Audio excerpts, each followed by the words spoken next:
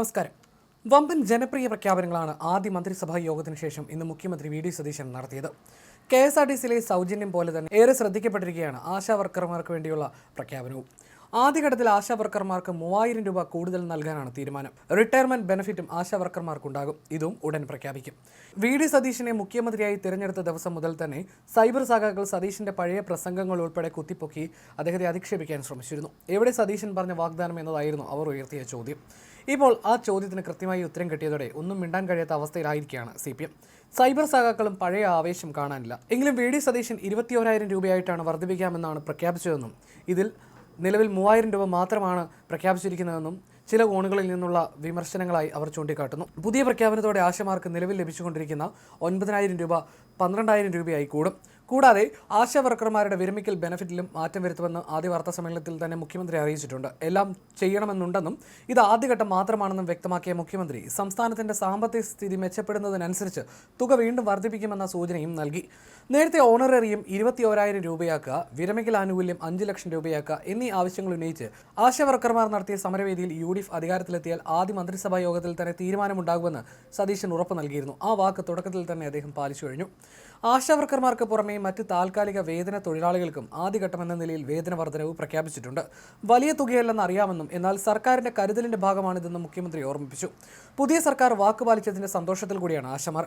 Honorarium വർദ്ധിപ്പിച്ച തീരുമാനം സന്തോഷത്തോടെ സ്വാഗതം ചെയ്യുന്നുവെന്നാണ് ആശാ സമര നായിക ബിന്ദു പ്രതികരിച്ചത്. വി.ഡി. സതീശൻ വാക്ക് പാലിച്ചുവെന്നും ആദ്യ മന്ത്രിസഭാ യോഗത്തിൽ തന്നെ തീരുമാനമുണ്ടാകുമെന്ന് പ്രതീക്ഷിച്ചിരുന്നില്ലെന്നും ബിന്ദു വ്യക്തമാക്കി. എന്നാൽ കുറച്ചുകൂടി വർധനവ് പ്രതീക്ഷിച്ചിരുന്നു.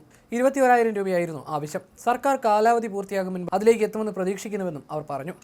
ആശമാരെ അധിക്ഷേപിച്ച CPM ഇപ്പോൾ നിശബ്ദരാണ്. ആശാ വർക്കർമാരുടെ സമരം രാഷ്ട്രീയ പ്രേരിതമാണെന്നായിരുന്നു CPMന്റെ ആരോപണം. കൂടാതെ കേന്ദ്രമാണ് തുക വർദ്ധിപ്പിക്കേണ്ടതെന്ന വാദമായിരുന്നു പിണറായി സർക്കാരിൻ്റേത്. എന്നാൽ കേന്ദ്രം ഇടപെടാതെ തന്നെ ഇക്കാര്യത്തിൽ തങ്ങളാലാവും വിധം വർധനവ് നടപ്പിലാക്കാൻ കഴിയുമെന്ന് സതീശൻ സർക്കാർ തെളിയിച്ചിരിക്കുകയാണ്.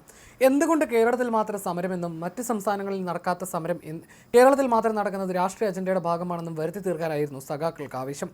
കേന്ദ്ര പദ്ധതിയാണ് NHM. അതിന് കീഴിലാണ് ആശാ വർക്കർമാർ വരുന്നത്. ഈ പദ്ധതി നിലനിർത്തേണ്ടത് കേന്ദ്രത്തിന്റെ ആവശ്യമായിരുന്നുവെന്നും അവർ വാദിച്ചു. അതോടൊപ്പം NHM പദ്ധതി ഇല്ലായ്മ ചെയ്യാനുള്ള നിരന്തര ശ്രമമാണ് കേന്ദ്ര സർക്കാരിന്റെ ഭാഗത്തു നിന്നുണ്ടായതെന്നും CPM വാദിക്കുകയും ചെയ്തു. കേരള ആശാ ഹെൽത്ത് വർക്കേഴ്സ് അസോസിയേഷന്റെ നേതൃത്വത്തിൽ ആരംഭിച്ച സമരത്തെ ആദ്യം തള്ളിപ്പറഞ്ഞത് CIT ആയിരുന്നു. പിന്നാലെ CPM നേതാക്കളും സമരത്തിനെതിരെ രംഗത്ത് വന്നു.